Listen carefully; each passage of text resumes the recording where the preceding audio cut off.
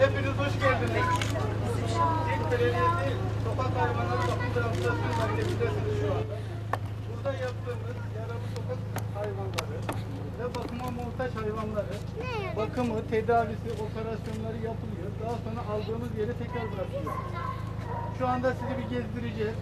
Yalnız sizden ricamız kafesli yerlere yarım metreden fazla çocuklar ellerini uzatmasınlar. Hiçbirimiz doktordan korkmuyoruz değil mi? Ben sadece iğneden. Ya iğneden de korkulmaz. Ben de hayvanların doktoruyum. Bu bizim muayene masamız. Hastalara baktığımız, kedi köpeği muayene ettiğimiz alanımız. Merak ettiğiniz bir şeyler varsa sorabilirsiniz. Hayvanlar çok konuştu, o yüzden bana ilaç verdi.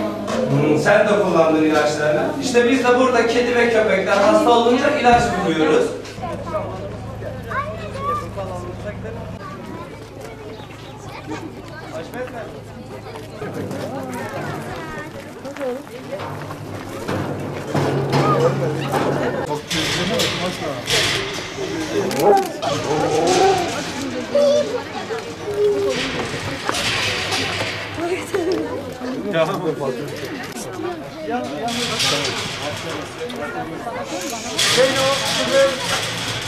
Şimdi bırak. Hala bana bak anne. Isırmazlar, şey yapmazlar. Tamam. Isırmazlar anneciğim. Gel bakalım bunu sev gel. Şimdi beni kovalıyordu. Oyun oynamak istiyor. Şeyi ben merak ettim mesela. Bu Böyle oluyor. Biz tabii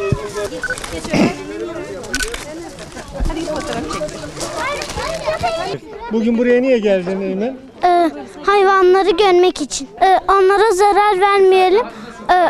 Onların üstüne taş atmayalım. Onları koruyalım, onlara yem verelim. Biz onları korumamız lazım. Onları sevmemiz lazım. Çünkü onlar da birer canlı. Hayvanları beslemeye geldik. Hayvanları koruyalım, onlara zarar vermeyelim. Onları çok severiz. Onlar bizim canlı. Ben en çok tavşanı seviyorum. Başka? Ve köpeğim. Hayvanları beslemeye geldim.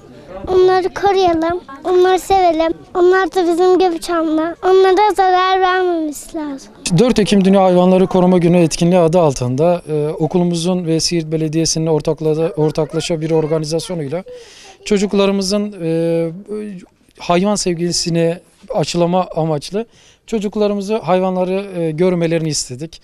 Onları sevmelerini, yedirmelerini istedik. Çünkü gerçekten de sokak hayvanları bakıma muhtaç hayvanlar.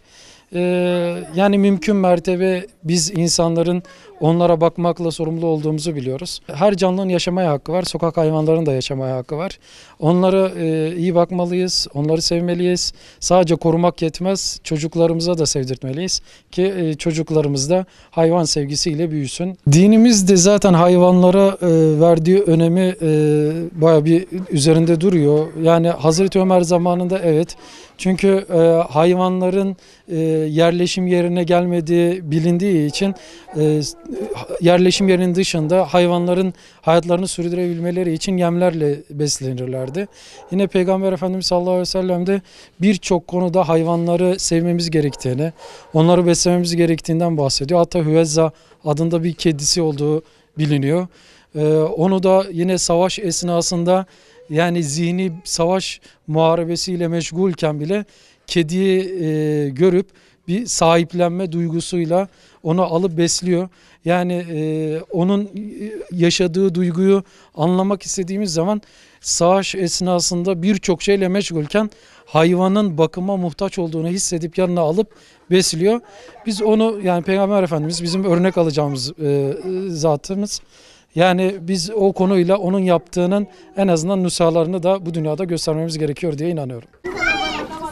Evet, çok kalabalık olduğu için korkmuşlar. Biz biraz geriden bakalım. Bak. Tamam fazla şey yapma şimdi. Biraz korktular. Sakinleştirin bence. Çok kalabalık olunca. Dünya Sokak Hayvanları Koruma Günü. Bugün kedileri besledik, onlara yardım ettik. Açlılar doyurduk, yem verdik. Sonrasında onları sevdik. Sokak hayvanların bazen aç kalıyor, bazen susuz oluyor. O yüzden onlar için mama koymalıyız. su koymalıyız sokağa. Onlar da açken onları bulup içiyorlar, yiyorlar. Onlar da çok küçükler ve de bazıları yavru, bazıları onlara zarar veriyor. Vermemeleri gerekiyor çünkü onlar da bir can. Onların da yaşamaya hakları var.